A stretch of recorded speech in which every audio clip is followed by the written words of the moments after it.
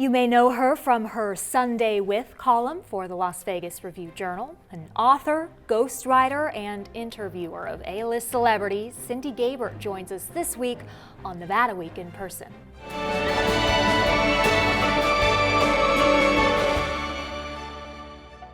Support for Nevada Week in Person is provided by Senator William H. Hernnstedt and additional supporting sponsors. Cindy Gaber has spent 30 years as the senior film writer for the New York Times Syndicate, and she has a way with celebrities that enables her to pull from them some meaningful and inspirational content. She is also celebrating the release of her 5th book in her Ascenders series saga called X-Catcher. Cindy, thank you so much for joining us. Amber, thank you so much for having me. I'm so happy to have you in. You have lived here in Southern Nevada how long now? 13 years now. 13 I'm a Chicagoan and made the trek across the country. How did you get here? For love. My high school boyfriend, who we just parted ways over the years, he went to one school, I went to another school for college. He wrote a letter to my dad's house, who through the miracle of mail made it to my dad's new house in Phoenix. And he basically said, if you're single and you want to have lunch someday, let's have it. And we long distance dated, and then I moved here and we got married. Oh my gosh, a love story that sounds a little bit similar to the Ascenders series, based in Chicago as well. What is it about, and what was your inspiration for this series? Well, Ascenders is about 17-year-old Walker Callahan gets in a horrific car crash with her mother, wakes up in a new house, some of her things are there, and a lot of much nicer things than they're used to. She's going to private high school the next day. First period music class, the teacher has got long blonde hair, grungy shirt. He turns around, he's like, hey, I'm Kurt, I used to have this band. And this goes on all day, and Heath Ledger and Robin Williams, other people are there as teachers. And we find out Walker died last night, and she doesn't go to heaven, she doesn't go to hell. She goes to a limbo, but you are required to go back to high school because, true fact, the human brain doesn't fully form till you're 25. Which is when your frontal lobe gels, which is a great excuse for kids if they get in any trouble. My brain is not formed. But in this case, in this movie, since their brains have not fully formed at that age, they're going to a high school in a different realm. Different realm. It looks like the UP of Michigan. But the one thing is, you have a reset in your body. You could go fling yourself off a cliff. Nothing's going to hurt you anymore. You cannot have any damage. You can do daredevil things. But you're not allowed to go back and check on your former life. And Daniel, one of our main characters, must go back. He told his little brother, who's 6, don't ever go anywhere without me. They were in a plane crash. And he knows the kid is at the site of the crash. And Walker, who's our main character, wants to just absolve her mother of this car crash. So they go back to Chicago as ghosts halfway through the book. And they get to do some fun ghost things and look for the brother. And they're also on the run from demons who look a lot like them, who want to put the kibosh on their very existence. What has the feedback been, and is this a young adult type of work? That's the funny thing. It started off as a young adult book, but then we had this massive readership that's people of all ages, including a lot of guys, which surprised me. I thought, because it has a huge epic love story in the middle, they can time travel, so they can go back to the past. And in book 5, they go back to huge historical events. One is the earthquake in 1906 in San Francisco. So they have to go deal with that and find somebody. But the deal is, if you die in the past, you're never born in the future. So whenever they go back into past time loops, it's super dangerous. Because if anything happens to you, you're done too. So Wow. It's got a lot of that, a lot of we want to just stay together as a family, this core group of friends.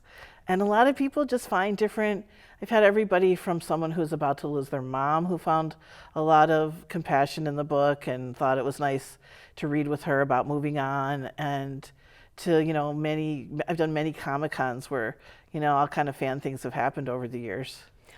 Tell me more about that, because it is providing some comfort to people who have dealt with death. It's so amazing. We were at OutlanderCon at the Rio. We were invited because we're an epic love story with time travel to OutlanderCon. So us and a million guys in kilts. Wow. So that we had one funny experience really. The actors were bored. There wasn't a lot to do, so they grabbed our book and read it out loud. The first chapter. So that was fun to hear it in a Scottish accent. But at one point, a woman came up with her friend, and the friend kept saying, "Go talk to her, go talk to her." And they were crying, and they came up and they said that they had lost a nephew in one of the recent school shootings at the time, and they'd like to think he was in a beautiful place like Ascenders, and it gave them comfort. Which I started crying, they were crying, and it was like, wow. It's just right there. It was like, I'm so glad I wrote this. Congratulations on the 5th book in that series. Thank you. Just one part of your story, though. You have the column with the Review Journal, Yes. work with the New York Times Syndicate, talking about films. Where did your interest in those areas stem from? You know, I was that kid who was either reading books under their blanket, lying to my mom saying I wasn't, and then I got a TV, and it got a lot worse because then I was watching movies till 3 o'clock in the morning. So, and she'd be like, "Is that TV on?" No. You know, why is there a light? I don't know. So I was that kid, and I just always loved films. And early in my career, I worked at the Sun-Times in Chicago for many years under Roger Ebert. The deal was we'd both go see a movie, just us. And if he liked it, he'd maybe do the interviews, but if he didn't, I would do them. Or if he liked the celebrity. But he didn't really want to do many interviews anymore. So we'd sit there, and he wouldn't say much. He would just be like, "It's yours." And it was cool. What a tremendous influence I imagine he must have been in your film critique. He was amazing. He's an amazing writer and just a nice person. And so it was really fun to, they'd be like, "It's just the two of you for Titanic," or whatever it was. So it was very cool. How exciting. Okay, so with your interviews with celebrities, we have spoken ahead of this interview, and you brought up that you have interviewed Will Smith on multiple occasions. Zillions of occasions. What's he like? Is anything going on with him, Amber? It's just the same old. He's always been such a funny, nice guy that, I was shocked when this happened at the Oscars because I've never seen him at these press junkets they do in LA be anything but just super accommodating, giving people hugs, taking photos. One of the nicest. If you made a top 10 list, he'd be right on there as one of the nicest. So then what do you imagine happened for him to get up there and slap Chris Rock, but in defense of his wife and just comments that Chris Rock made about her? Right. I think it's such a dual-edged sword. Violence is never the answer. But on the second part is him and Chris Rock have had a beef for a number of years. Chris Rock has made jokes about them in the past. Chris Rock doesn't watch her show, obviously. He didn't know she has alopecia. I believe that. He made a joke. It was, not the worst joke there could be. But I sat there just thinking, what if Will didn't do that? What if he just at the end, when he gave his speech, because he was a lock for winning, everyone knew he was going to win. He just at the end said, something of his speech. If he would have just said, "You know what, I just want to give a shout out to Jada. You've gone through a lot, and I just think you look beautiful tonight." That would have done it for me right there. He could have handled that a lot differently. I don't know if there's a connection with this, but reading one of your interviews with Lady Gaga, she had a quote that said, "I think it's important that we guide artists and take care of them on a psychological level as they begin to rise, because everything changes. The truth is, people think we change as people. It's not us that changes, it's everyone around us that changes."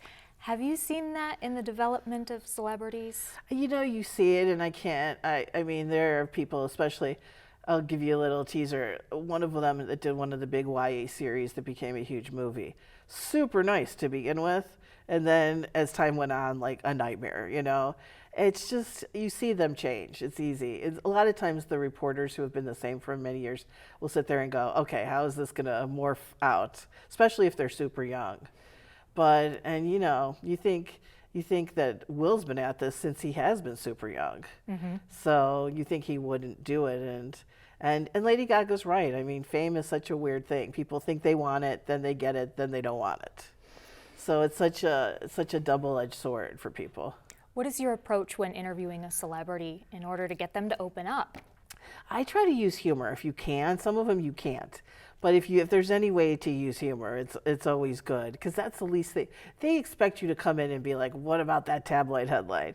And that's not what I write about. I write about the actual making of the movie or fun things about their career. So if you can be, I'm not going to go there with them, then they'll relax a little bit. My favorite on that one was James Gandolfini, Tony Soprano.